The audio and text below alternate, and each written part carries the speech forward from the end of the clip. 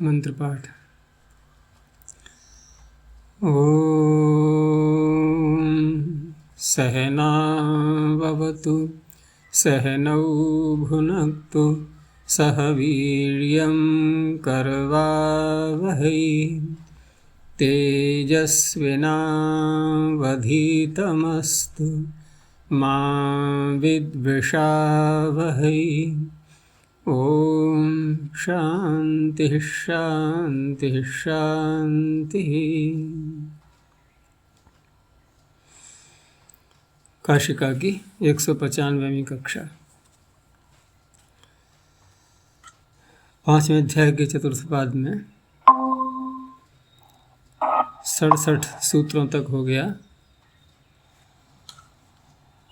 आज समासांत का प्रकरण प्रारंभ होगा। कोई प्रश्न पीछे से?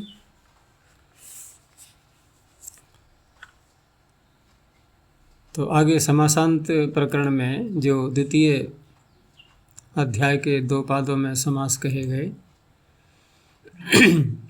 उन समासों को करने के पश्चात, क्योंकि समास संज्ञा भी होनी चाहिए उनकी, तो समास करने के पश्चात हम सूत्र लगाते हैं कृत अधित समासाश्च, उससे प्रातिपदिक बनाते हैं और उसमें जब कोई प्रत्यय जोड़ा जाएगा तो वो प्रत्यय समास का तो भाग नहीं हो सकता और बनाना है समास का भाग। तो उसी के लिए यहाँ इस प्रकरण में जो पहला सूत्र है समासांताः, उसमें अंत शब्द को जोड़ा गया और अंत के भिन्न भिन्न प्रसंगों में भिन्न भिन्न अर्थ उसके किए जाते हैं। तो यहाँ उसका अर्थ क्या किया जाएगा? अवयव। अवयव का तात्पर्य उसका एक देश, वो उसी का भाग बन जाता है। उसी का भाग बन जाएगा तो समास ग्रहण करने से उसका भी ग्रहण हो जाएगा। तो भले ही ये प्रत्यय हैं और प्रत्यय परे होते हैं, ठीक है, लेकिन जिस समास से कहे जा रहे हैं वो समास के ही अवयव माने जाएंगे। उससे क्या क्या लाभ होंगे वो दिखाएंगे आगे। तो समासांताः अधिकारोयम, अधिकार सूत्र है और आगे जो प्रत्यय आते जाएंगे उनके साथ में जुड़ता जाएगा कि प्रत्येक प्रत्यय समास का अवयव बन जाता है। ये अर्थ वहाँ पर बोला जाएगा। आपाद परिसमाप्तिर ये प्रत्यया विहितास् ते समासस्य अन्ता अवयवा। अन्ता अवयवा, ये पुस्तक में संभाल लेना। अंतावयवा एक जैसा लिखा हुआ है ये मिला करके, क्योंकि अंतावयव में समास नहीं किया गया है। समासस्य अन्ता, अब उसका अर्थ खोला है अन्ता का। अंतः अर्थात अवयवाः, फिर उसको खोला एक देशाः, तो ये उसी का अर्थ हो गया है अंतः का। तो एक देशा भवन्ति, और स्पष्ट किया कि तद ग्रहणेन, यानी कि समास ग्रहणेन गृह्यन्ते इति विदितव्यम। कहीं समास शब्द आएगा तो उससे उनका भी ग्रहण हो जाएगा, ये इसका तात्पर्य है। अब उसका दिखाते हैं प्रयोजन। तो प्रयोजन में जितने समास हैं वो सभी ले लिए। अव्ययीभाव, द्विगु, द्वंद्व, तत्पुरुष, बहुव्रीहि संज्ञाः। तो 4 समास होते हैं। उसमें जो द्विगु शब्द अतिरिक्त दिखाई दे भी रहा है वो तत्पुरुष का ही एक भाग है, संख्या पूर्व द्विगु। तो 4 ही समास होते हैं। एक एक करके उदाहरण दिखाते हैं उसका। अब तो पहले अविभाव शब्द बोला है इन्होंने क्रम में, तो अब उस क्रम से तो नहीं दिया है इन्होंने यहाँ पर कि समास जहाँ किए गए हैं वहाँ किस क्रम से हैं। पहले अव्ययीभाव, फिर तत्पुरुष, उसके पश्चात बहुव्रीहि, अंत में आता है द्वंद्व समास।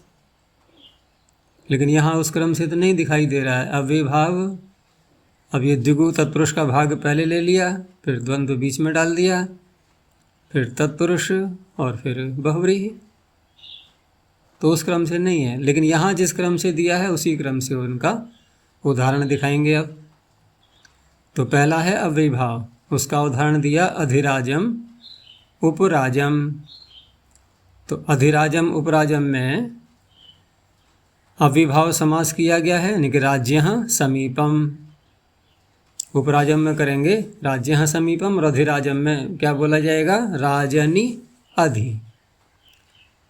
जैसे अधि स्त्री बनाया था ना वहाँ पर, तो स्त्रीषु अधिकृत्य, ऐसे यहाँ पर अगर उस तरह से बोलें तो राजनी अधिकृत्य, यानी कि राजनी अधि।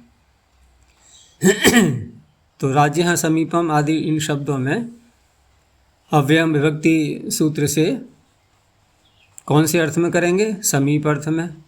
तो समीप अर्थ में समास करने के बाद जब उपराजन शब्द बन जाएगा, वहाँ जो विग्रह करते हैं ना, विग्रह तो हम उसी प्रकार से करेंगे कि राज्यः समीपम। लेकिन राज्यः समीपम में जब अलौकिक विग्रह किया जाता है तो उसमें ऐसे बोलेंगे कि राजन ngस समीप सु। कैसे बोला जाएगा? सब ध्यान आ रहा है नहीं? समास भूल मत जाना। कैसे बोलते हैं? उपसु राजन ngस।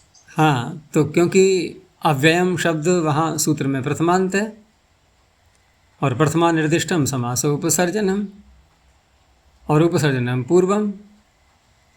तो वहाँ पर जब हम अव्यय ला रहे हैं प्रारंभ में, और अव्यय हमने किसके स्थान पर रखा? समीप। समीप जहाँ कहा गया था कि राज्यः समीपम, अब समीप शब्द को नहीं लाया जाएगा, क्योंकि विग्रह करते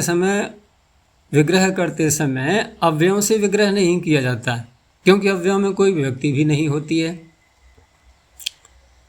तो विग्रह तो, और फिर अव्ययों के विभिन्न अर्थ होते हैं, तो वहाँ कौन से अर्थ में कौन सा अव्यय लेना है।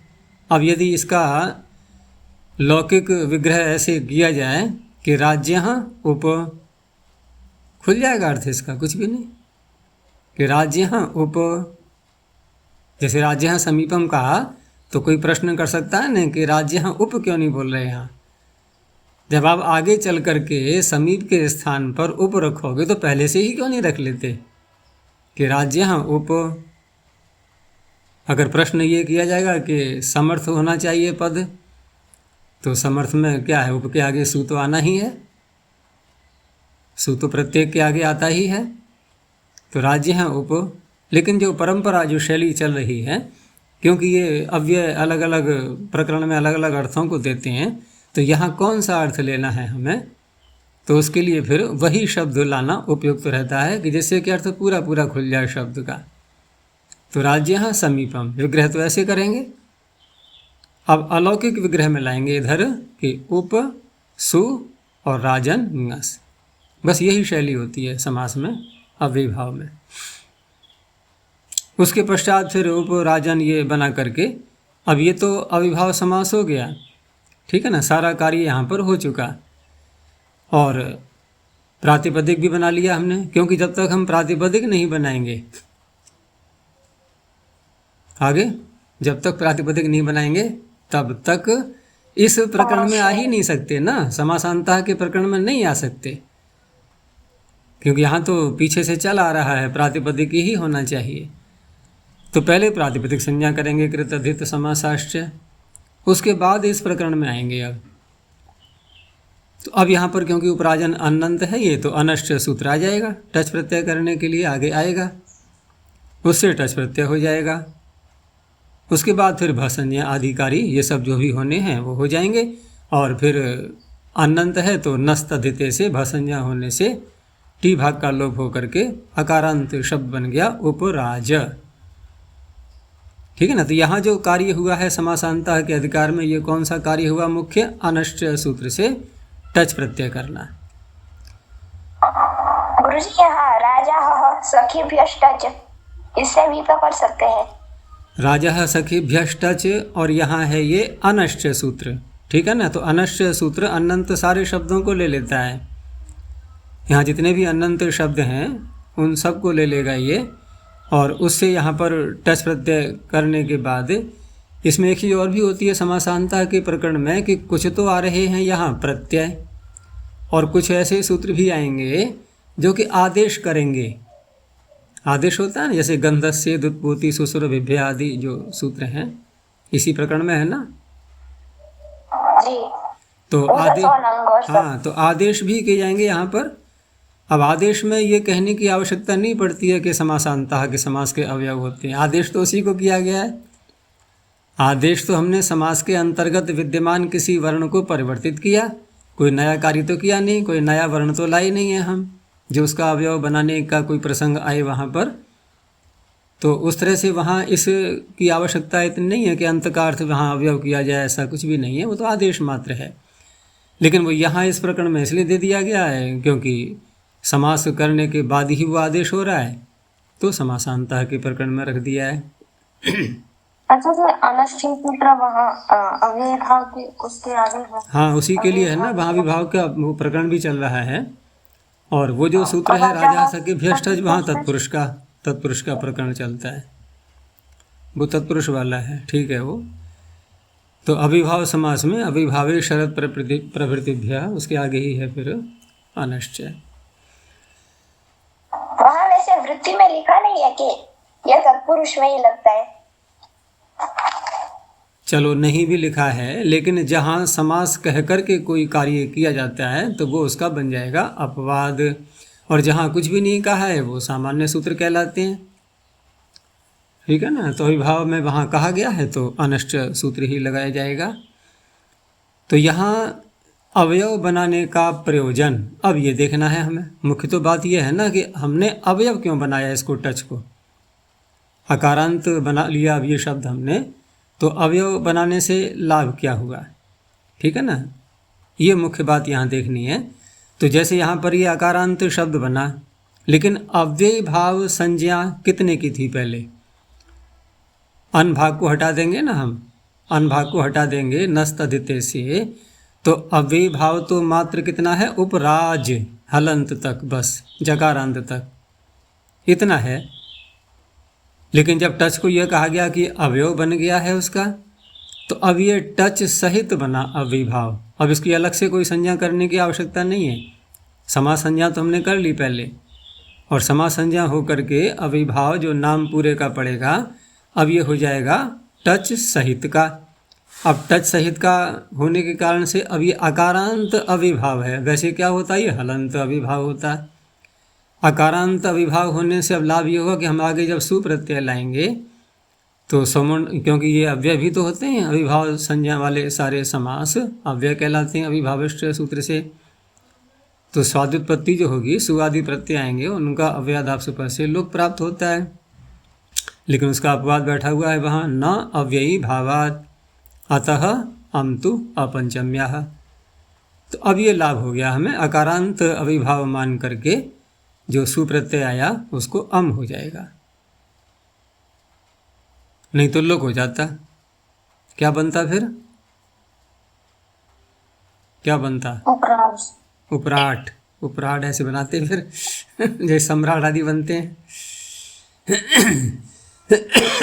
अब बन गया उपराजम। ऐसे ही यहाँ बना लेंगे दूसरा अधिराजम में, उसमें भी कोई वो नहीं है, वहाँ राजनी या राजसु बहुवचन में भी विग्रह कर सकते हैं।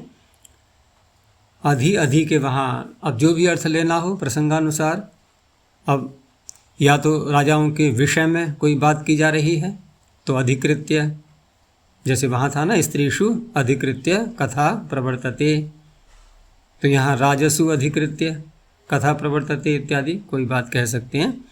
तो ठीक वहाँ भी ऐसे ही टच प्रत्यय करके और अवयव बना करके सु को अम हो जाएगा। दूसरा दिया है इन्होंने, हाँ ये दिखा दिया इन्होंने कि न अव्ययी भावाद इति एषा विधिर भवति और अनश्चय इति टच। ये संकेत में दो बातें इन्होंने दिखा दी विशेष यहाँ पर। आगे है द्विपुरी त्रिपुरी इति, तो ये द्विगु का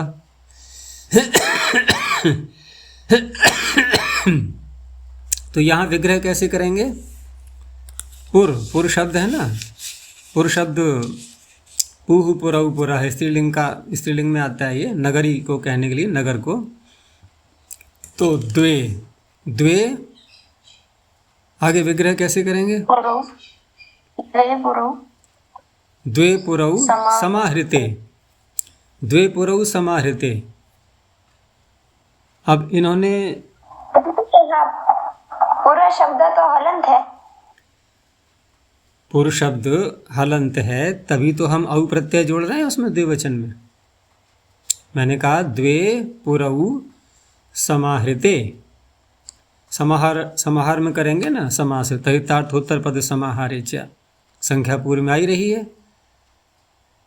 दिशावाची शब्द और संख्यावाची शब्दों में ही लगता है ये सूत्र, तहितार्थोत्तर पद समाहारे च, ऊपर है ना दिक् संख्या संज्ञायाम। तो अब यहाँ जो इन्होंने जो न्यास में दिया है ना नीचे, ये अशुद्ध है, ये वैसे बन नहीं पाएगा। इन्होंने लिखा है इसमें अशुद्धियाँ बहुत हैं पुस्तक में। तेरे पास में पुस्तक दूसरी है ना ख्याति, कौन सी है? वहाँ देखना न्यास में क्या दिया है विग्रह। पुरी, पुरी लिखा है या पुरऊ? यहाँ जो दिया है इस पुस्तक में द्वे पुरी समाहृत, ईकार लिखा हुआ है जी। तो ईकार तो नहीं होना चाहिए, क्योंकि शी कैसे कर लेंगे? शी आदेश तो ऐसे नहीं हो पाएगा ना, हलंत है पूर्व शब्द, तो पुरऊ आना चाहिए। द्वे पुरऊ समाहृते। पद्मंजलि ने दिया नहीं है इसका विग्रह। स्त्रीलिंग नहीं है ये पूर्व शब्द, स्त्रीलिंग नहीं है, नपुंसकलिंग होगा तो नहीं, नपुंसकलिंग में नहीं आता है ये, नपुंसकलिंग में नहीं आता है पूर्व शब्द, स्त्रीलिंग में आएगा। तो द्वे पुरऊ समाहृते ऐसे विग्रह करके यहाँ पर तहितार्थोत्तर पद से समास कर लिया जाएगा। और अब यहाँ पर समास करने के बाद प्रातिपदिक बना करके अब यहाँ जो समासांत प्रत्यय करेंगे इस प्रकरण से, वो कौन सा करेंगे? ऋक् पूरब्धुः पथामा नक्षे। तो वहाँ पूर्व शब्द पढ़ा हुआ है, ऋक् पूर्व अप धूर और पथिन, इन सब से कौन सा प्रत्यय होता है? अ, केवल अ प्रत्यय। तो उसे अप्रत्यय करके ये भी आकारांत बन चुका है, ठीक है ना। और संख्या पूर्व में आने से इसका नाम हो गया द्विगु। तो इस तरह से द्विगु संज्ञक होने के कारण से अब ये अप्रत्यय होने से आकारांत द्विगु बना। अब ये वैसे हलंत द्विगु था, आकारांत द्विगु होने से लाभ क्या हुआ? अब क्योंकि आकारांत जो द्विगु संज्ञक शब्द होते हैं तो हम उनको स्त्रीलिंग में प्रयोग करते हैं, आकारांतोत्तर पदो द्विगुः स्त्रियां भाष्यते, ठीक है ना, इसको भी हमने लगा लिया। और फिर द्विगोह जो सूत्र ङीप प्रत्यय करता है वो भी आकारांतों से ही करता है, उसने स्त्रीलिंग में फिर ङीप प्रत्यय कर दिया, अब बन गया द्विपुरी। इस तरह से ये लाभ हुआ इसमें। तो द्विगोह इति ङीप भवति। आगे जो इन्होंने शब्द दिए हैं पुस्तक में, इसमें पीडीएफ में नहीं है, पुस्तक में दिए हैं कटक, वलयिनी और शंख, नूपूर्णी, इनका कोई यहाँ पर औचित्य नहीं है, कोई संबंध नहीं है। ये दोनों शब्द यहाँ से काट देना, ठीक है ना। ये अशुद्ध छपे हुए हैं यहाँ पर ये। और वृत्तिकारों ने, नीचे व्याख्याकारों ने भी, टीकाकारों ने भी इन शब्दों को कहीं नहीं दिखाया है। इसमें शायद पुस्तक में नीचे टिप्पणी में लिखा भी होगा, हाँ ये दिया है नीचे, कटक वलयिनी शंख नूपुरणी इति अधिकम मुद्रितेषु सतु अपपाठः। यह पाठ है, इसको काट देना। तो इन आगे जो उदाहरण है इसके, अब अविभाव का देखा हमने, द्विगु का देखा, अब द्वंद्व का देखना था। तो द्वंद्व का उदाहरण हो गया कोश निषदिनी और स्रक त्वचिनी, ये हैं इसके उदाहरण। तो यहाँ पर कोश निषदिनी में कोश और निषत, निषत ये हलंत शब्द हुआ, तो दोनों का द्वंद्व कर लेंगे, कोशश्च निषच्च, और द्वंद्व समास करके अब यहाँ कोश निषद इन दोनों का द्वंद्व में ये धकारांत जो शब्द है ये निषद शब्द, तो इसमें द्वंद्व समास में समासांत प्रकरण में से कौन सा सूत्र लिया जाएगा? द्वंद्वात् चु द श हांतात समाहारे। तो चवर्ग दकार सब उसमें आ चुके हैं ना, द्वंद्वात् चु द, दकार भी आ गया उसमें। तो उस सूत्र से यहाँ समासांत टच प्रत्यय हो जाएगा। और टच प्रत्यय के बाद ये भी अकारांत बन चुका है, अब उसका अवयव बन गया, ठीक है ना। अकारांत द्वंद्व बना ये, अकारांत द्वंद्व बनने के कारण से अब इसको बनाना है स्त्रीलिंग में, ठीक है ना। तो पहले तो यहाँ पर अकारांत द्वंद्व होने के कारण से इसी 5वें अध्याय में ही जो पीछे सूत्र आया था, द्वंद्वोपताप गढ़ियात प्राणिस्थाद इन्हीं, मत्वर्थ प्रकरण में था ना, द्वंद्वोपताप गढ़ियात प्राणिस्थाद इन्हीं, और वहाँ अतः निठनों से उसी के आगे आ रहे हैं ये सारे सूत्र। तो अतः निठनों से अतः की अनुवृत्ति भी आ रही थी वहाँ, उसको अकारांत ही चाहिए था। तो अकारांत ये बन चुका है, उसका अवयव मान करके प्रत्यय को समास का अवयव मान के, तो उससे यहाँ पर इन्हीं प्रत्यय हो गया, ठीक है ना। तो कोश निषद्दिन, अब ये बन गया नकारांत। तो नकारांत होने से अब ऋण्यभ्योंगिप से ऋंगीप आ जाएगा, तो कोश निषद्दिनी ये बना। ऐसे ही स्रक त्वचनी में भी वही बात है, सारे कार्य वही होने हैं, स्रक्च त्वक्च, और उसके पश्चात ये उसमें करेंगे मत्वर्थ में, तो स्रक्च त्वक्च यानी कि यस्याह करके मत्वर्थ में विग्रह करके, और उसके बाद अब ये चवर्गांत है तो द्वंद्वाच्युदश हांता, फिर लग जाएगा वही सूत्र।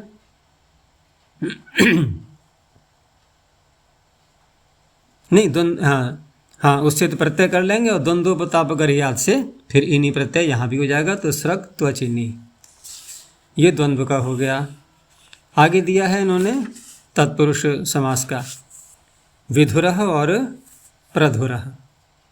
तो विधुरः प्रधुरः, इसमें जो धुर शब्द है ना ये हलंत है, तो विग्रह कैसे करेंगे, विगतः धुरः, पंचम्यंत मानते हुए, यानी धुर से जो निकल गया, विगतः धुरः, गतार्थ में वी को ले लेंगे, तो विगतः धुरः ऐसे विग्रह करके अब यहाँ वी सु और धुर ngसी प्रत्यय लाएंगे पंचमी का।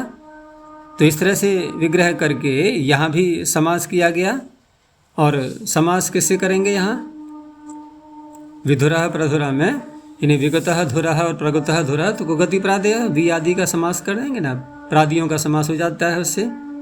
और उसमें फिर वार्तिक भी बहुत सारे दिए हुए हैं, उगति प्रादय में बहुत से वार्तिक दिए हुए हैं, अलग अलग जो कहीं गत अर्थ में कहीं क्रांत अर्थ में, इस प्रकार के जो शब्द आ रहे हैं सारे, तो उनमें से किसी को भी जो अर्थ घट रहा है उसके अनुसार ले सकते हैं। तो यहाँ तत्पुरुष समास हो गया इनका। अब यहाँ समासांत प्रत्यय कौन सा हो जाएगा,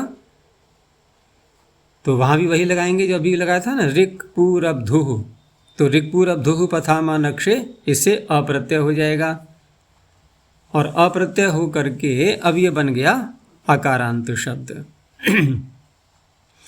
अब क्योंकि यहाँ पर तत्पुरुष समास हुआ है, तो तत्पुरुषे तुल्यार्थ तृतीया सप्तमी उपमाना वै द्वितीया कृत्या है, जो स्वर प्रकरण में है 6ठे अध्याय के दूसरे पाद में दूसरा सूत्र।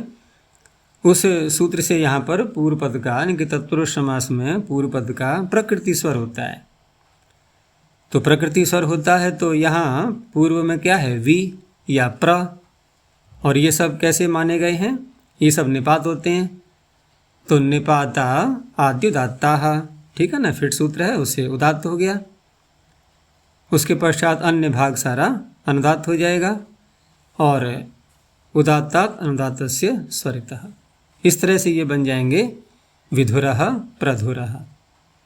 अब यहाँ ये विचार करें कि यदि ये अप्रत्यय हम समास का अवयव न माने, समास का अवयव यदि न माना जाए, तो उस अवस्था में फिर अप्रत्यय जब अलग से आएगा तो इसका स्वर क्या रहेगा, फिर समास का तो अवयव माना नहीं हमने, तो क्या स्वर रहेगा, आदिदात्तश्च, वही स्वर रहेगा जो मुख्य स्वर है उस प्रत्ययों का। उस अवस्था में फिर सतिशिष्ट होने से इसी का स्वर माना जाएगा, ठीक है ना। और वैसे क्या हुआ, पूर्व पद का स्वर रहा तत्पुरुषे तुल्यार्थ सूत्र से। पूरा समास तत्पुरुष जब मान लिया गया, प्रत्यय भी उसी तत्पुरुष के अंतर्गत आ चुका है, अब नहीं लगेगा आयुदातश्च, क्योंकि समास स्वर बलवान होता है प्रत्यय स्वर से। तो समास स्वर यहाँ क्या हुआ कि तत्पुरुष तुल्यार्थ से पूर्व पद का स्वर रहा, और अवयव नहीं मानेंगे तो प्रत्यय स्वर रहेगा। बस ये स्वर में देखा जाएगा यहाँ पर भेद। तो इसीलिए कहा कि तत्पुरुष तुल्यार्थ इत्येष स्वरो भवति। आगे फिर अंत में इन्होंने बहुव्रीहि समास का दिया है, उच्चैर्धुरः और नीचैर्धुरः। तो उच्चैर्धुरः नीचैर्धुरः में उच्चैः धूः अस्य, यहाँ भी धुर शब्द है, ये जो विधुरः प्रधुरः में था वही यहाँ पर भी है। तो उच्चैः धूः अस्य या नीचैः धूः अस्य, तो यहाँ भी बहुव्रीहि समास करके और फिर वही अप्रत्यय हो जाएगा ऋक्पूर्व धू से, और ये भी समास का अवयव बन गया। तो पूरा एक बहुव्रीहि समास हो गया ये, ठीक है ना। और समास का अवयव बनने से अब यहाँ लगाएंगे फिर हम बहुव्रीहौ प्रकृत्या पूर्वपदम, वहाँ लगाया था हमने तत्पुरुष तुल्यार्थ, उसी के नीचे वाला। तो इसने भी पूर्व पद का स्वर रखा। अब पूर्व पद में यहाँ आ रहे हैं अव्यय, उच्चैस और नीचैस, ठीक है ना। वैसे तो प्रातिपदिक ही हैं ये, तो प्रातिपदिक मानते हुए भिषोऽन्तुदात्तः से इसमें उच्चई का और नीचई का ऐ उदात्त रहेगा, यानी कि प्रातिपदिक का अंतोदात्त। तो दो स्वर हैं इसमें, तो ऐ उदात्त हो जाएगा। और यदि यहाँ अ को हम न माने समास का अवयव, तो फिर वही स्थिति आएगी कि प्रत्यय स्वर बलवान हो जाएगा। फिर प्रत्यय स्वर सतिशिष्ट होने से वो बलवान कहलाएगा, तो उसका स्वर रहेगा। और ऐसे उच्चई नीचई में ऐ उदात्त रहा, तो यहाँ भी स्वर का ही भेद आएगा। अच्छा जी, हमने ऋक्पूर्व प्रथम अक्षर से जो अप्रत्यय किए, इसमें सामान्य किसमें नहीं, किसमें उच्चैर्धुरः में, हाँ इसमें भी और विधुरा प्रधुरा में भी। तो तत्पुरुष और बहुव्रीहि सामान्य सूत्र है ये। हाँ सामान्य सूत्र है, वो सामान्य सूत्र है। और जो अभी हम पढ़ेंगे भी उसको, जो आएगा अभी ऋक्पूर्व धूः प्रथमा नक्षे, तो इसमें जो है ना अनुवृत्ति किसी की नहीं लाते हैं। जैसे इसके ऊपर सूत्र तो आता है बहुव्रीहि संख्ये डज बहुगुणात्, लेकिन उस बहुव्रीहि को आगे नहीं ले जाते हैं, उसको एक सामान्य सूत्र माना गया है। और वहाँ कहा भी है काशिकाकार ने, देखो आगे खोल करके, कि बहुव्रीहौ इति न स्वर्यते सामान्येन विधानम। तो इस तरह से ये जब जहाँ भी शब्द आते हैं ऋक्पूर्व धुर पथिन, ये 5 शब्द हैं इसमें, तो ये सर्वत्र लगता है। तो ये हो गए इसके उदाहरण।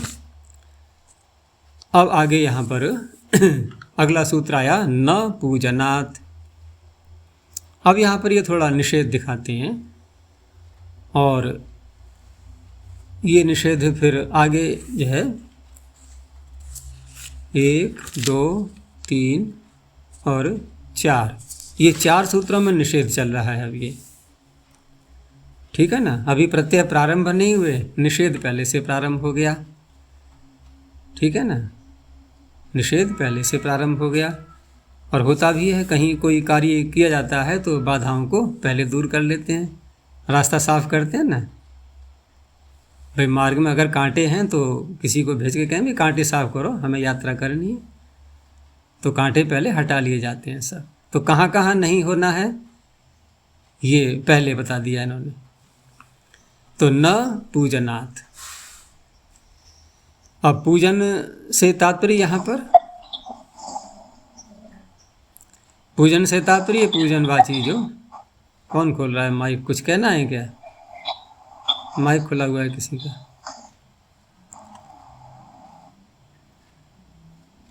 तो पूजनवाची जो शब्द हैं, ठीक है ना, उनको लेना है पूजन से। यहाँ पूजन शब्द नहीं, पूजनवाची जो शब्द हैं उनके लिए। तो सूत्र का अर्थ किया, यान शब्दान उपादाय समासांता विधीयन्ते। एक सामान्य सूत्र है कि जिन शब्दों को लेकर के आगे समासांत प्रत्यय का विधान किया जा रहा है, जैसे उदाहरण दिया राजाह सखिभ्यश्च इत्येवम् आदीन, इत्यादि, आदि लगा दिया और भी सूत्र ले सकते हैं। यदाते पूजनात्, अब पूजनात् को खोलना पड़ा कि स्वरूप से न ले लिया जाए कि अर्थात पूजन वचनात् परे भवन्ति तदा समासांतो न भवति। अब यहाँ देखो पूजनात् में तो मात्र पंचमी ही है, और तो पूजन वचन अर्थ लेते हुए अब उससे आगे अब यहाँ ये मात्र अर्थ कर लें कि पूजन वाची से समासांत प्रत्यय नहीं होते, तो ये अर्थ संगत लगेगा। पूजन वाची से समासांत कोई प्रत्यय करने वाला सूत्र भी तो होना चाहिए। भाई निषेध जब करते हैं किसी का तो प्राप्ति तो दिखाओ पहले, तो प्राप्ति ही नहीं है, तो आचार्य को अब ये कहना नहीं पड़ा। ये सारी बातें हम लोग जो है विचार करके, सब उन्हें पता है कि पढ़ने वाले स्वयं अपना बुद्धि दौड़ाएंगे, जब नहीं सफलता मिलेगी हार मानेंगे तो अर्थ को थोड़ा बदलेंगे। तो जहाँ ऐसी स्थिति आती है ना, वहाँ आचार्य खुल करके नहीं बताते, वो कहते हैं थोड़ा परिश्रम करो और पहुँचो, लक्ष्य जो है जो हम कहना चाहते हैं उस बात को पकड़ो। तो यहाँ ऐसे अर्थ नहीं करना है कि पूजन वाचियों से समासांत नहीं होते। अरे तो कोई सूत्र लाओ, फिर कौन करा रहा है प्राप्त पूजन वाचियों से समासांत। तो इसलिए अब सूत्र का सीधा अर्थ बन जाएगा कि पूजन वाचियों से आगे जो शब्द हैं, क्योंकि समास का प्रकरण चल रहा है, ये समासांत जब करेंगे तो समास तो चाहिए ही पहले हमें, और समास कभी एक शब्द का होता नहीं एक शब्द का समास तो होता ही नहीं है। तो एक शब्द का समास नहीं होता है, और पूजन में आ रही है पंचमी, तो पंचमी आ रही है तो पूजन से आगे कोई और शब्द आएगा पहले, और दो शब्दों को मिल करके समास हो ही जाएगा, वहाँ पर समासांत प्रत्यय नहीं होगा। तो पूजन वाचियों से आगे राजा आदि शब्द आएंगे तो समासांत नहीं होगा, ये अर्थ निकलता है। तो उदाहरण जैसे दिया कि सुराजा अति राजा, सुगौहु अति गौहु। तो इन उदाहरणों में यहाँ पर क्या दिखाना चाह रहे हैं ये कि सुराजा अति राजा, तो यहाँ जब समास करेंगे शोभनः राजा इति सुराजा, ठीक है, जो अच्छा राजा है। और अति राजा में कैसे करेंगे, अतिशयितः राजा, जो औरों का जिसने अतिशय कर दिया है, जो औरों से ऊपर है, औरों से अच्छा है। तो इस तरह से यहाँ सु का और अति का जब समास करेंगे तो वही सूत्र है कोगति प्रादेयः, प्रादियों का समास करता ही है वो। तो उसे समास करके अब यहाँ कौन सा प्रत्यय करना है हमें, समासांत प्रत्यय कौन सा प्राप्त हो रहा है जिसको कि ये रोकना चाह रहा है। तो पहली बात तो यह है कि हमने यहाँ यही देखना है कि पूजनवाची शब्द है क्या। तो वैसे तो पूजनवाची शब्द अनेकों हो सकते हैं, जैसे यहाँ पर सु और अति जो आ रहा है ये अनेकों अर्थों में आते हैं। तो पूजनवाची अर्थ निकालने के लिए विग्रह करते समय ध्यान देना पड़ता है हमें, और इसीलिए मैंने कहा था कि जब विग्रह करते हैं कभी भी और प्रादि यदि पूर्व में आ रहे हैं तो प्रादियों को लेकर के विग्रह कभी नहीं होता है। जैसे हमें बनाना है सुपुरुषः, तो सुपुरुषः सुपुरुषः कोई अर्थ नहीं खुलेगा ऐसे, क्योंकि सु तो पता नहीं कितने अर्थ ले सकता है। तो शोभनः पुरुषः सुष्ठु पुरुषः कुछ तो बोलो।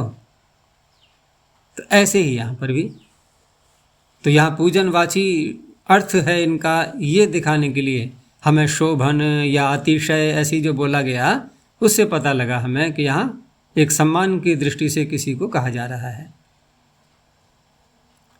तो ऐसे स्थलों पर यहाँ बहुत सारे शब्द हो सकते हैं जो पूजनवाची हो सकते हैं, तो उसकी एक सीमा बांध दी गई है। जो आगे वार्तिक दिखाई दे रहा है ना, ये पूजायाम स्वति ग्रहणम कर्तव्यम, इसने एक सीमा बांधी है कि आप पूजनवाचियों में यहाँ पर दो ही शब्दों को ले पाएंगे, सु और अति, ठीक है ना। इस सीमा को नहीं लांघना है, इन्हीं दोनों शब्दों के अंतर्गत ही आपको अपना कार्य करना होगा जो निषेध का चल रहा है वो।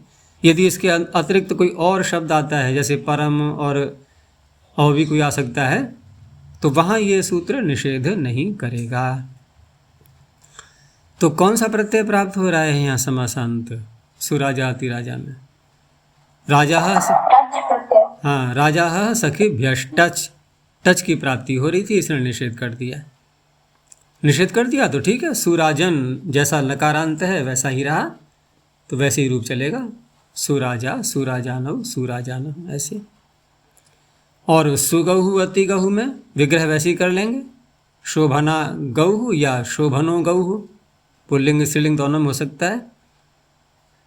तो यहाँ समासांत कौन सा प्रत्यय प्राप्त हो रहा था गो शब्द से? गोरतद्धित लोकी।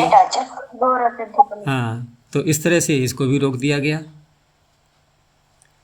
आगे फिर उन्होंने वार्तिक दे दिया है कि पूजायाम स्वति ग्रहणम कर्तव्यम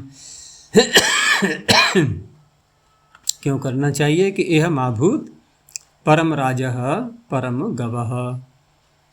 तो अब परम राजः परम गवः में जो टच प्रत्यय करना था, राजः सखिभ्यश्च टच से और गोरतद्धित लोकी से, ये हो गया दोनों में।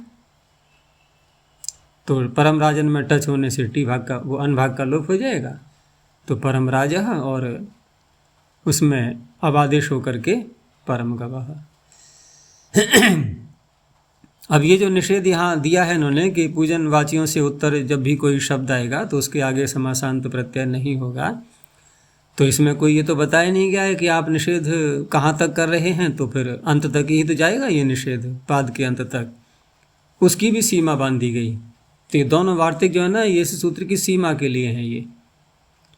तो अगले वार्तिक ने कहा कि आप केवल बहुरी से पहले पहले तक ही निषेध कर पाएंगे, प्राग बहुरी ही ग्रहणम च कर्तव्यम। तो बहुरी का जो सूत्र आएगा, बहुरी हो सक्थ्यक्षणो हो स्वांगात शच, बस उससे पूर्व पूर्व तक, यानी कि इस सूत्र में भी नहीं लगेगा। तो इसलिए इसका उदाहरण इनित्यम आदौ प्रतिषेधो न भवति। तो जब नहीं होगा यहाँ पर, तो उस अवस्था में सुसक्तः अतिसक्तः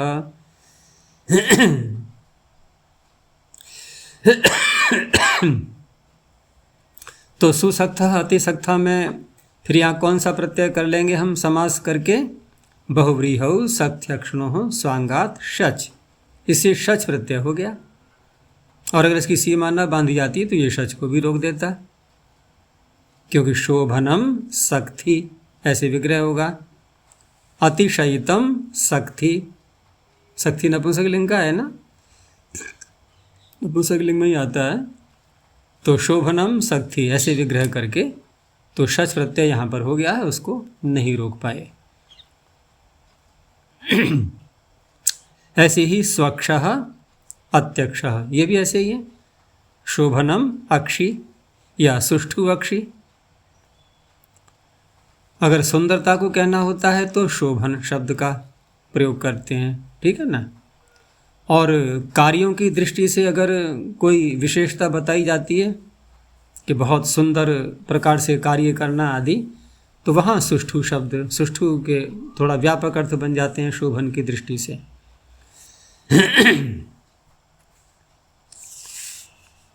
तो यहाँ पर भी इसी से हो जाएगा, क्योंकि इसमें अक्षी शब्द ही पड़ा हुआ है, सक्थि और अक्षी दोनों हैं इसमें, बहुरीहौ सक्थ्यक्षणों में।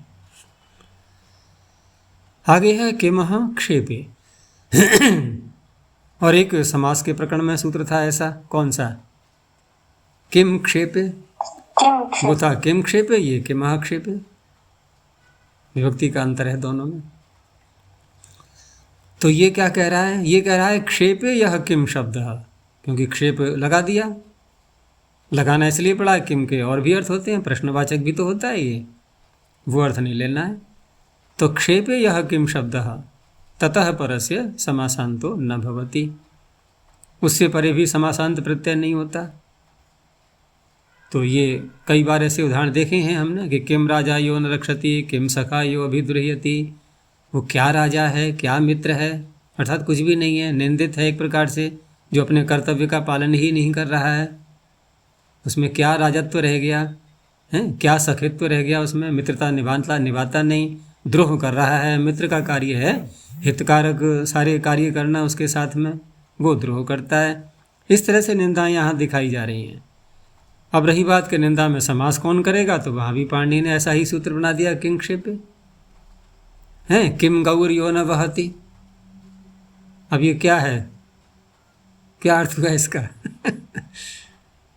जो गाय को कह रहे हैं, बैल को, कैसा बैल है? ये बैल को कहा जा रहा है, क्योंकि वहती आ रहा है ना, कि ये कैसा बैल है, कि जरा सा भार लाद दिया तो बैठ गया। देखा है ना कभी कभी, जब गाड़ी में बैलगाड़ी होती थी पहले, अब तो कम होती हैं, और वहाँ बैलों को लगा दिया। अब कुछ बैल बहुत ही शैतान होते हैं, तो मान लो उसमें एक बैल तो अच्छा है और एक बैल जो है उसको बोलते हैं यहाँ पर हिंदी में, उत्तर भारत में, खदरा। खदरा बैल। वो क्या करता है कि जब भी आगे बढ़ो ना, माल भर कर के, सामान भर के, उसमें जरा सा बोझ डाला तो बैठ जाएगा नीचे। चलेगा ही नहीं आगे। अब एक खड़ा हुआ है, एक बैठा हुआ है, अब गाड़ी चला लो, कैसे चला लोगे? तो उसे बोलते हैं खदरा बैल। और इतना दुष्ट होता है कि उसको कितना ही अगर पीटेंगे ना तब भी नहीं उठेगा। वो कहे मार लो, कितना मारोगे मुझे? मैं नहीं उठने वाला, पिटाई खाता रहेगा। तो किम गौरियो न बहती, वो कैसा बैल है? कुछ भी नहीं है। तो ये निंदाएं हो गई। तो निंदा करने के लिए समास का सूत्र मिल गया, किम क्षेपे। वहाँ भी क्षेप से ही कहा गया है।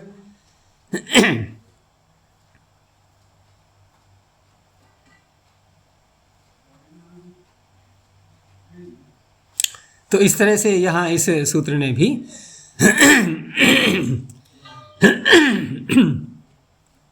तो यहाँ इन्होंने कहा कि इसमें भी समासांत प्रत्यय नहीं होता। नहीं होता तो प्राप्त तो कौन सा हो रहा था? सखी शब्द आ रहा है ना, और राजन शब्द आ रहा है, तो राजा है सखी भ्यष्टच नहीं हुआ।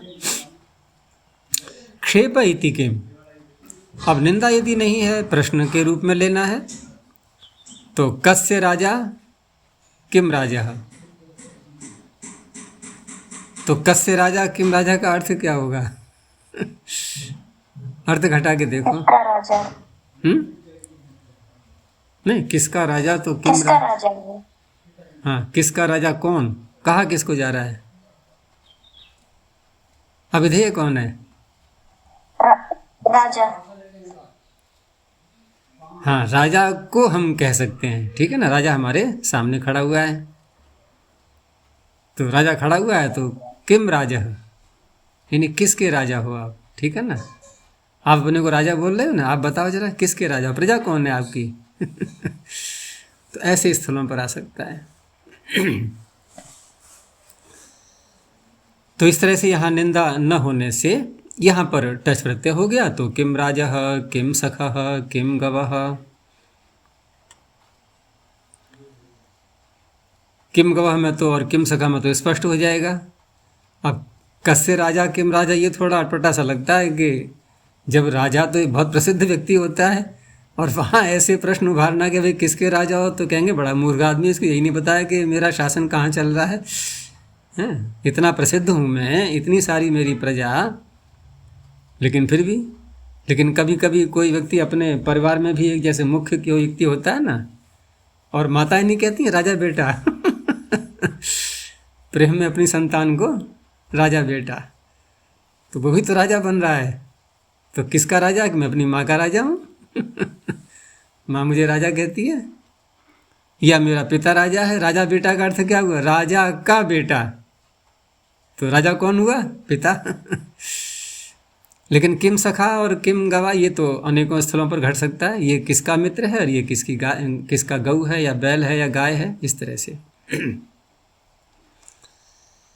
तो ये हो गया। और आगे फिर एक और सूत्र आया, नयस तत्पुरुषात्। अब नए समास को लिया गया कि न जहाँ नए तत्पुरुष करते हैं, तो नयः परे वक्ष्यमाणा ये राजादयः तदन्तात् तत्पुरुषात् समासांतो न भवति। पीछे था न पूजनात्, वहाँ पूजन से पूजनवाची शब्द लिए गए थे। यहाँ पर सीधा नए शब्द ही ले लिया गया है कि नए से उत्तर भी यदि राजा आदि शब्द आएंगे, लेकिन समास तत्पुरुष होना चाहिए, तो उस अवस्था में भी समासांत प्रत्यय नहीं होता। तो अराजा, असखा, अगौहु। अब यहाँ क्या होगा? यहाँ तो सीधा है कि न राजा, अराजा, जो राजा नहीं है, राजा के योग्य नहीं है। तो इस तरह से यहाँ पर भी समासांत प्रत्यय नहीं हुआ। तत्पुरुषादिति किम, तत्पुरुष यदि नहीं है, आगे निकल जाएंगे हम। तो अंद्रचो माणवकः, तो अनृचो माणवका में बहुरी समास का दे दिया है इन्होंने उदाहरण। ऐसे ही अधुरम शकटम में भी। तो अनृचः, अनृचः किसको कहा जाएगा कि प्राचीन काल में ये तो परंपरा थी ही कि 8 वर्ष का बच्चा होते ही माता पिता को आचार्य कुल में उसको ले जाना होता था, नहीं तो वो माता पिता ही दंडनीय बन जाते थे शासन की दृष्टि से। ऐसी ऐसी व्यवस्थाएं थीं। तो उस अवस्था में यदि किसी बच्चे को वहाँ नहीं ले जाया गया तो उसका उपनयन संस्कार, वेदारंभ संस्कार ये कुछ भी नहीं हो पाएंगे। और वेदारंभ संस्कार नहीं होगा जो, तो प्रथम मंत्र जो उसको बताया जाता है, शिक्षा दी जाती है गायत्री मंत्र की, वो उसको नहीं मिली तो ऋचाओं से वंचित रह गया ना वो। तो ऐसा माणवक वो कहलाएगा अनृचः माणवकः कि न विद्यते ऋक् यस्य, ऋक् जिसकी नहीं है, अर्थात ऋचाओं से जिसका संबंध हुआ ही नहीं, जिसको मंत्र पढ़ाया ही नहीं गया, अर्थात जिसका वेदारंभ संस्कार ही नहीं हुआ। क्यों नहीं हुआ? कि आचार्य कुल में ही नहीं भेजा गया। इस तरह से। और दूसरे इस अर्थ में भी ले सकते हैं इसको कि पहले ये भी परंपराएं थीं कि ये ऋग्वेदी है, ये यजुर्वेदी है, ये सामवेदी है, ऐसे अलग अलग करके संप्रदाय समुदाय बने हुए थे। तो वहाँ पर भी जो ऋग्वेदी नहीं होता है, अर्थात जो किसी और वेद का अध्ययन कर रहा है, तो वहाँ भी ये घट सकता है कि न विद्यते ऋक् यस्य, अर्थात ऋग्वेद से जिसका संबंध नहीं है, जो ऋग्वेदी माणवक नहीं है, अन्य कोई वेदी हो सकता है वेद वाला। तो कहने का तात्पर्य यहाँ पर नए समास जो किया गया है बहुव्रीहि समास है, ये तत्पुरुष नहीं है। तत्पुरुष नहीं है तो यहाँ समासांत प्रत्यय का निषेध नहीं होगा। तो कौन सा प्रत्यय हो जाएगा? वही फिर सूत्र आ गया ऋक्पूरब्धु, ठीक है ना, अप्रत्यय हो गया अनृचः। ऐसे ही शकट है, गाड़ी है, अब धुर इसमें से निकल गया, धुर निकल गया तो न विद्यते धूर। अब यस्मिन कहा जाएगा जिसमें धूर नहीं लगी हुई है, उस गाड़ी को चला भी नहीं सकते। तो यहाँ पर भी ऋक्पूरब्धु से अप्रत्यय हो चुका है, अधुरम शकटम। एक सूत्र और रह गया निषेध का यहाँ पर, पथो विभाषा, इन्होंने विकल्प से कर दिया है निषेध। तो नयस तत्पुरुषात् इति वर्तते, ऊपर के सूत्र से संबंध जुड़ा हुआ है इसका। तो नयः परो यह पथिन शब्दः तदन्तात् तत्पुरुषात् समासांतो विभाषा न भवति, क्योंकि पूर्व सूत्र से नित्य निषेध प्राप्त हो रहा था तत्पुरुष होने के कारण से, इसने विकल्प किया है। पूर्वण नित्यः प्रतिषेधः प्राप्तो विकल्प्यते। तो अपथम और अपंथः, एक में समासांत प्रत्यय हो गया, एक में नहीं किया गया। तो अपथम अपंथः अर्थ क्या हुआ इसका? भाई जो मार्ग नहीं है उसको मार्ग कहना। तो अपथम, तो पथिन शब्द है यहाँ पर, यहाँ कौन सा प्रत्यय करेंगे? जिस पक्ष में करना होगा, फिर वही सूत्र है ऋक्पूरब्धु पथामानक्षे, पथिन वहाँ भी आ रहा है। तो जब प्रत्यय कर लिया है तो अपथम, नहीं करेंगे तो अपंथाः, जैसे अन्य सामान्य रूप चलते हैं पथिन शब्द के, वैसे ही चलेंगे। तो यह निषेध वाली समस्या भी समाप्त हो गई, जो भी समस्याएं थी उनको दूर कर लिया गया। अब यहाँ से ये प्रत्यय प्रारंभ हो रहे हैं। तो ये समासांत पहला प्रत्यय आ रहा है अब, ठीक है ना। और पहले इन्होंने बहुव्रीहि समास का सूत्र दे दिया है। तो बहुव्रीहौ संख्येये डज अबहुगणात्। तो बहुव्रीहि समास में ये लगेगा। अब बहुव्रीहि समास तो बहुत सारे शब्दों के होते हैं, अनेक मन्य पदार्थ है, लेकिन वो विषय इन्होंने नहीं लिया, क्योंकि सूत्र में जो शब्द आ रहा है संख्येये, तो संख्येय कहने से किस सूत्र की ओर संकेत जा रहा है? ये संख्या व्ययासन्ना दूराधिक संख्या संख्येये, इस सूत्र को लेना है यहाँ। तो इसीलिए सूत्र का अर्थ किया गया संख्येय यो बहुव्रीहिर वर्तते। संख्येय किसे कहते हैं? जिसकी गणना की जा रही है, अर्थात शब्द का जो अभिधेय है, समास जो किया गया, जो शब्द बना प्रातिपदिक, उसका जो अभिधेय है उसे कहा जाएगा संख्येय। क्योंकि संख्या से हम समास कर रहे हैं, संख्यावाची शब्द है समास के अंतर्गत। तो संख्यावाची जब समास के अंतर्गत है तो संख्य का तो ग्रहण करना ही है, तो उस अवस्था में ये सूत्र लगेगा।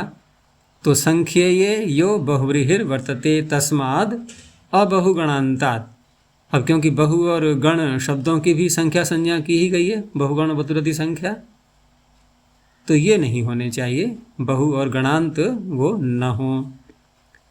तस्मात् अबहुगणान्तात् डच प्रत्ययो भवति। डच प्रत्यय करता है, ये पहला समासांत प्रत्यय हुआ है। संख्ये ग्रहण करने से स्पष्ट किया गया कि संख्याव्यासन्न इति यो बहुव्रीहिस् तस्य इदम ग्रहणम। इसमें एक चीज़ और भी है कि बहुव्रीहौ शब्द में, सूत्र में सप्तमी आ रही है।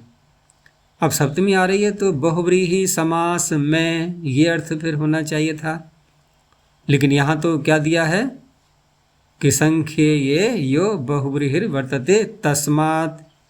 तो तस्मात् का मतलब बहुव्रीहि समासांतात्, बहुव्रीहि समास होना चाहिए ना, तो पंचमी होनी चाहिए। तो ये पंचमी के अर्थ में ही सप्तमी है यहाँ पर, ठीक है ना, शुभ व्यत्यय करके पंचमी के अर्थ में ही सप्तमी को माना गया है। तो उदाहरण उसी सूत्र के आएंगे अब, और उस सूत्र के उदाहरण आएंगे तो वहाँ पर पीछे हमने जो बनाए थे, जैसे उपदशाह, उपविंशाह, उपत्रिंशाह आदि, ये जो सारे शब्द हैं ये तो कैसे बनाया गया था? उपदशाह का विग्रह कैसे करेंगे? दशानाम समीपे, क्योंकि उसमें जो दिया हुआ है सूत्र संख्यया, वो तो अलग कर दो। संख्यया अव्यय आसन्न अदूर अधिक संख्या, 3 पद है ना उसमें। संख्यया, फिर अव्ययासन्ना दूराधिक संख्या, ये दूसरा पद हो गया। तीसरा है संख्येये, तो संख्या में हो गई तृतीया हो गई। तो संख्या जो समर्थ प्रातिपदिक है सुबंत, उसके साथ, संख्या सुबंत के साथ। तो ये किधर को आएगा? पूर्व में या अंत में आएगा? ये अंत में आएगा, पूर्व में तो उपसर्जन आएगा ना। तो संख्यया, ये आगे वाली संख्या देखी जाएगी। अब उस संख्या के साथ में किन किन का समास कर सकते हैं हम? अव्यय, आसन्न, अदूर, अधिक, ठीक है ना। इनमें से हमें कोई लेना है, तो यहाँ ये अव्यय का उदाहरण बन गया, ये उपदशा है। अब ये मैंने कहा ही था कि उप आदि, ये जो प्रादियों में जो शब्द आते हैं, इनका जब विग्रह करेंगे उस अवस्था में सीधे इनको नहीं लाया जाता। ये पीछे हमने देखा था ना, अभी इनको नहीं लाया जाता, इनके अर्थ को खोलने वाला कोई अन्य शब्द लाएंगे हम। जैसे उप शब्द के साथ में समास कर रहे हैं दशन शब्द का, तो विग्रह करते समय उप से विग्रह नहीं किया जाएगा। उप का जो अर्थ हमें ग्रहण करना है समास में, उसका वाचक शब्द लाएंगे। तो समीप अर्थ लेना है तो समीप शब्द से विग्रह करेंगे। तो कैसे विग्रह करेंगे? दशानाम समीपे या समीपम, समीप में कोई व्यक्ति ला सकते हैं, जो भी विधान किया गया है, दूरांतिकार्थेभ्यो द्वितीयाच आदि। तो समीपम या समीपे, दशानाम समीपे, दश के जो समीप, तो अन्य पदार्थ हो ही गया ना। दश के जो समीप, वो कोई और है, वो कौन है? वो संख्येय है। जो दश के समीप है वो कौन है? संख्येय, ठीक है ना। तो दशानाम समीपे, तो क्या होगा वो दश के समीप जो होगा वो? 9, 8 और 11, और 8 और 12 नहीं है वो भी, लेकिन थोड़ा दूर हो गया वो, है ना, थोड़ा झिझक होती है बोलने में। तो इस तरह से, और हिंदी में कहते हैं ना 10, 11, वहाँ 2 संख्याएं बोल देते हैं, प्रायः 2 संख्याएं बोल देते हैं ना, कि 9 10, 8 9, 7 8, 4 5 लोग आ रहे हैं, है ना, 4 5 2 3 तो ये ऐसे ही शब्द हैं ये। तो दशानाम समीपे, तो इस तरह से अब समीप अर्थ में उपशब्द को ले आया गया, तो उप और दशन का समास हो जाएगा। अब यहाँ उपसर्जन कौन बनेगा? मैंने कहा ना संख्या, या ये तृतीया है, संख्या तो आगे आनी है। तो अव्यय, आसन्न, अदूर, अधिक, संख्या, संख्या वहाँ भी है एक शब्द, वहाँ दो संख्याएं हो जाएंगी, फिर एक पहली वाली भी और दूसरी वाली भी। तो ये बनेंगे सारे उपसर्जन। और हम बहुरी समास में क्या बोलते हैं कि बहुरी समास में सारे ही पद उपसर्जन होते हैं। ये बात सर्वत्र नहीं घटेगी, अनेक मन्य पदार्थ में तो घटा सकते हैं हम, लेकिन यहाँ तो स्पष्ट ही जब प्रथमांत और तृतीयांत मिल रहे हैं हमें, तो अब तो कोई समस्या ही नहीं है। नहीं तो बहुरी समास में या द्वंद्व समास में सभी पद उपसर्जन होते ही हैं, सामान्य सी बात है। तो इस तरह से उप और दशन का समास किया गया। और संख्येय अर्थ निकल ही रहा है, इनकी जो पदार्थ मनुष्य हैं या अन्य पशु हैं या अन्य कोई वस्तु है, वो 9 है या 11 है, जिनको भी कहना चाह रहे हैं, उनकी गणना की जा रही है और उन्हीं को कहने के लिए शब्द प्रयोग में आ रहा है। तो संख्येय अर्थ में ये समास किया गया है। तो इस सूत्र से यहाँ पर डस प्रत्यय हो गया है, डित होने से टी भाग का लोप हो गया बस, और बहुवचनम बन गया उपदशाह। उपविंशाह में भी वही तात्पर्य है। यहाँ विग्रह कैसे होगा? विंशतेः समीपम या समीपे, तो उपविंशाह। यहाँ ती विंशतिर डिति लगाएंगे अब, क्योंकि पूरा ती ही हटाना है विंशति का। और उपत्रिंशत के कैसे विग्रह करेंगे? त्रिंशत का क्या बनेगा? षष्ठी में त्रिंशतः, जैसे विंशति का विंशतेः, दशन का दशानाम, वो बहुवचन में आएगा। विंशति एक वचन में आएगा, त्रिंशत भी एक वचन में आएगा। तो त्रिंशत में यहाँ टी भाग का लोप हो जाएगा, उपत्रिंशाः। अगला शब्द दे दिया है इन्होंने, ये तो हो गया अव्यय के, फिर आसन्न का दे दिया है, आसन्न दशाः। तो आसन्न दशाः में अब यहाँ पर आसन्न विग्रह करते समय आसन्न को नहीं बदलेंगे। अब ये प्रादियों में नहीं आ रहा है, प्रादियों को तो बदलते हैं। अब आसन्न तो एक प्रादियों में तो आता नहीं, तो अलग शब्द है ये, और इसका तो अर्थ स्पष्ट है ही, तो इसलिए खोलने की आवश्यकता ही नहीं है। आसन्न माने निकट, योग में भी सूत्र आता है ना, तीव्र संवेगा नाम आसन्न, बहुत निकट होती है उनकी समाधि जिनका तीव्र संवेग होता है। तो आसन्न दशाः। अब यहाँ भी अर्थ वही निकलेगा, दश के निकट, फिर वही अर्थ आया 9 और 11 आदि, अर्थ वही निकलेगा। ऐसे ही अदूरदशाः, दशानाम, दशानाम। अब यहाँ पर अदूर को कैसे लाएंगे? जैसे आसन दशा का कैसे विग्रह करेंगे? आसन दशा का दशानाम, दशानाम आसन्नम, आसन्नम, आसन्नः, आसन्नः एक वचन, जो 9 और 11 होगा वो एक होगा। देखो वहाँ कहा था हमने उपदशा में दशानाम समीपम, तो समीप कोई किसी का वो विशेषण थोड़ी है, वो तो निकटता को बता रहा है। तो वहाँ तो समीपम ही बोलेंगे या समीपे, जो भी व्यक्तियाँ बताई जा रही हैं दूरान्तिकार्थेभ्यो सूत्र से, उनको ले आएंगे। लेकिन यहाँ तो आसन्न या अदूर शब्द विशेषण बन रहे हैं ना, वो तो विशेषण बन रहे हैं। तो इसलिए जो बहुत आ रहे हैं, बहुवचन बोलना है हमें, तो दशानाम आसन्नाः, ऐसे ही दशानाम अदूराः, यहाँ भी बहुवचन से विग्रह करेंगे। गुरुजी वैसे उपदशाः में भी दशानाम समीपे ये थे, तो बहुवचन ही आएगा। अरे बहुवचन तो बाद में लाएंगे ना, दशानाम समीपे की, मैं समीप की बात कर रहा हूँ। समीप में बहुवचन कहाँ है? दशानाम समीपाः ऐसे नहीं कहा जाएगा, क्योंकि दूरान्तिकार्थे द्वितीयाच में दूर और अंतिकवाची शब्दों में विभक्तियों का निर्णय कर दिया गया है, उन्हीं विभक्तियों को लाना है।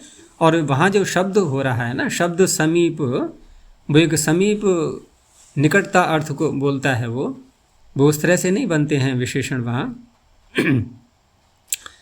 तो वहाँ दशानाम समीपे ऐसे विग्रह कर लेंगे। ऐसे ही विंशतेः समीपे, सप्तमी का एक वचन मानते हुए, त्रिंशतः समीपे। लेकिन यहाँ जब आसन और अदूर शब्दों से विग्रह करेंगे तो यहाँ बहुवचन ला करके विग्रह करेंगे, आसन्नाः और अदूराः कह करके।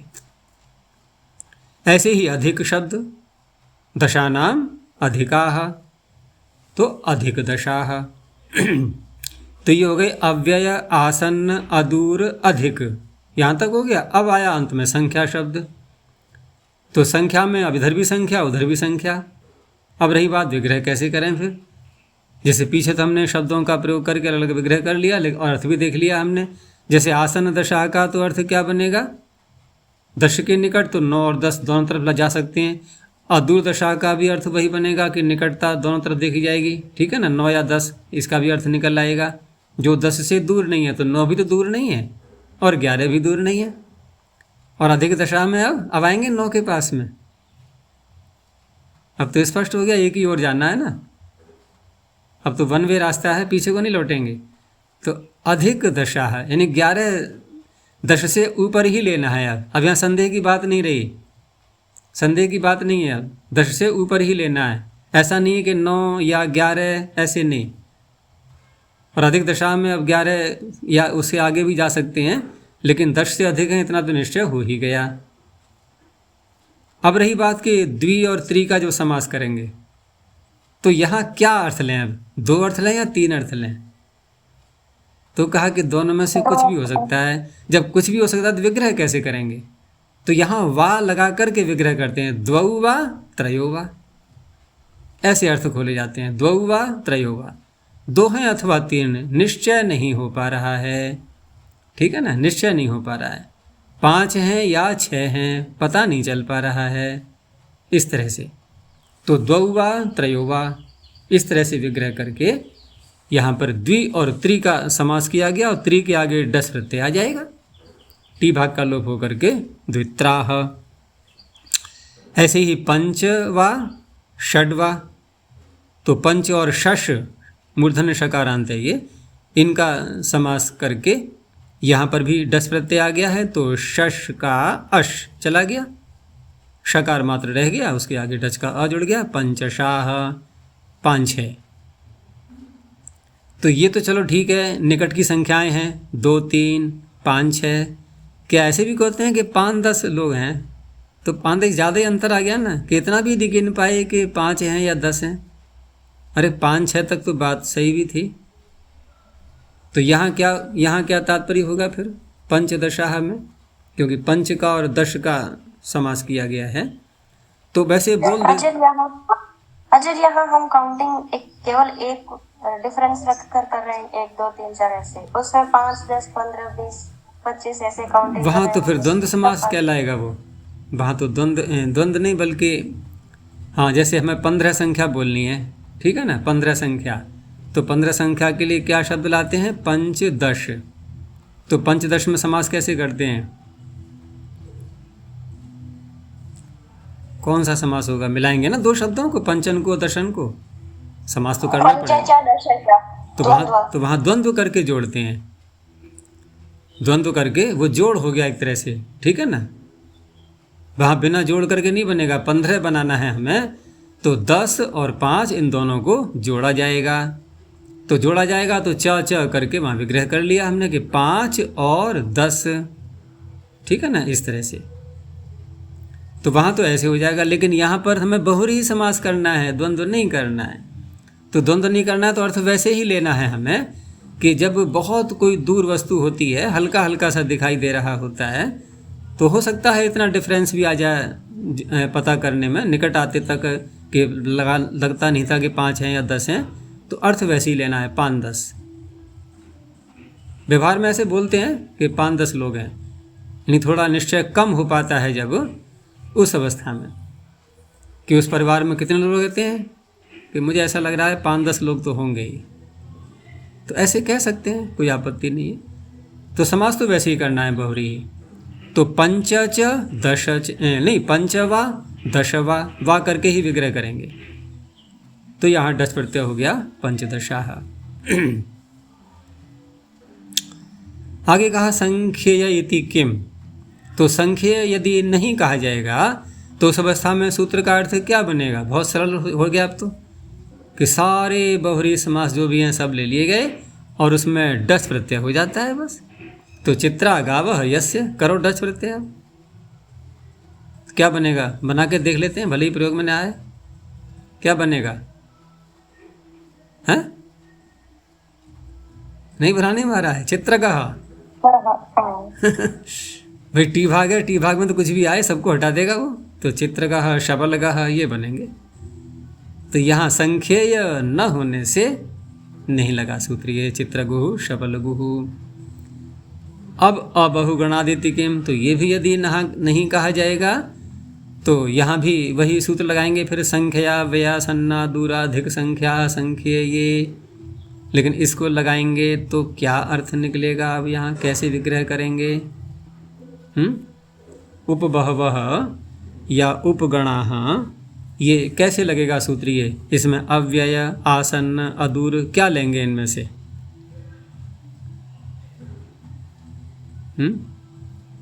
अरे ये तो ले ही लिया हमने, उपशब्द ले लिया ना, अव्यय ले लिया इधर।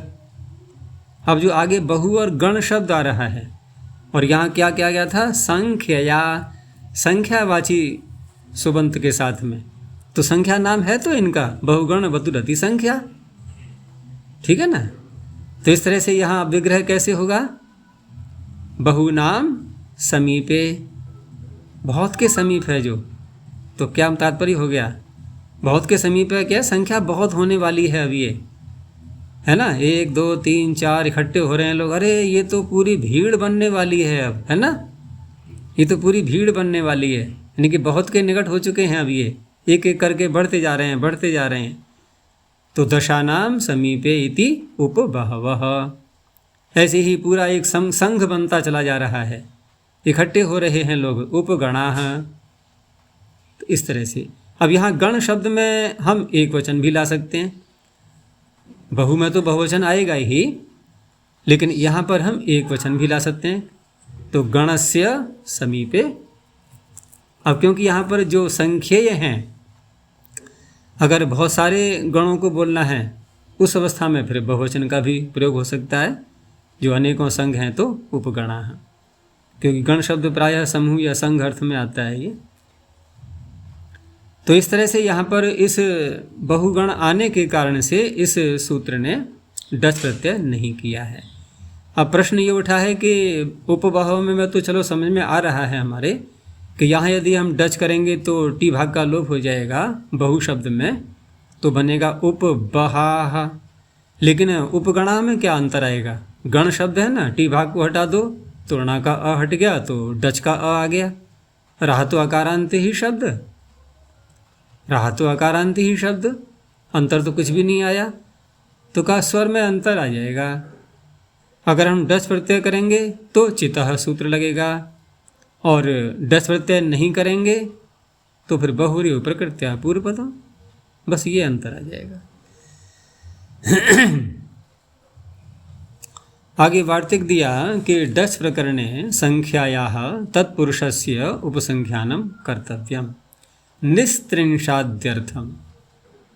आपने डच के प्रकरण में संख्येय अर्थ में जो समास किया है, बहुरी समास को लिया है आपने, लेकिन तत्पुरुष का भी उपसंख्यान करना चाहिए निस्त्रिंश आदि शब्दों को बनाने के लिए। संख्या तो रहेगा उसमें अंत में, लेकिन तत्पुरुष समास करते हुए संख्यांत शब्द लेना है हमें। तो निस्त्रिंश जैसे शब्द है पहला दिया इन्होंने, तो निर्गतानि त्रिंशतः। निर्गतानि त्रिंशतः का तात्पर्य जो 30 से निकल गया। तो 30 से निकल गया का तात्पर्य एक आयु की दृष्टि से कह सकते हैं किसी को कि ये 30 की संख्या को पार कर गया, उसको भी कह सकते हैं। जैसे इन्होंने उदाहरण दिया है ना, उसी में घटेगा ये कि निस्त्रिंशानि वर्षाणि देवदत्तस्य। देवदत्त के वर्ष कैसे हैं, कितने वर्ष का हो गया कि 30 से आगे निकल गए हैं, अर्थात 31 32 33 कुछ भी हो सकता है। तो निर्गतानि त्रिंशतः। तो इस तरह से यहाँ पर कुगति प्रादेह में जो अनेकों वार्तिक आते हैं उसी में निरादयः गताद्यर्थे इस तरह से विग्रह कर सकते हैं। पंचम्या निरादयः गताद्यर्थे पंचम्या, तो त्रिंशत में पंचमी ला करके निर्गतानि त्रिंशतः, त्रिंशत से ऊपर गए हुए हैं। कौन? वर्ष। वर्ष के लिए आ रहा है निर्गतानि। तो इस तरह से यहाँ पर निर का और त्रिंशत का समास हो गया और डच प्रत्यय इस सूत्र से कर लिया और उसके बाद टी भाग का लोप करके निस्त्रिंशानि वर्षाणि ये बन जाएगा।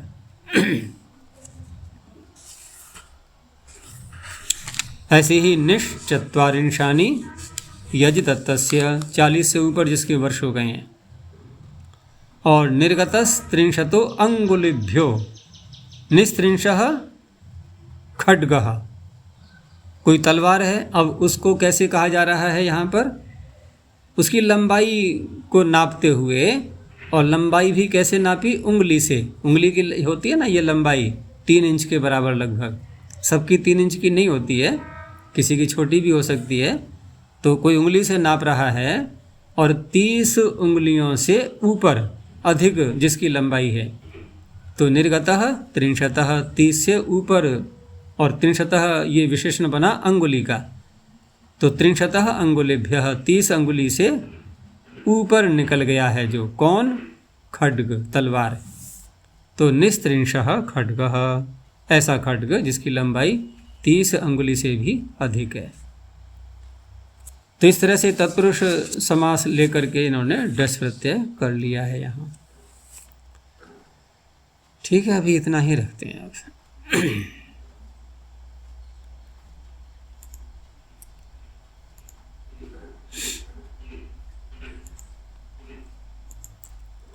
प्रणव ध्वनि।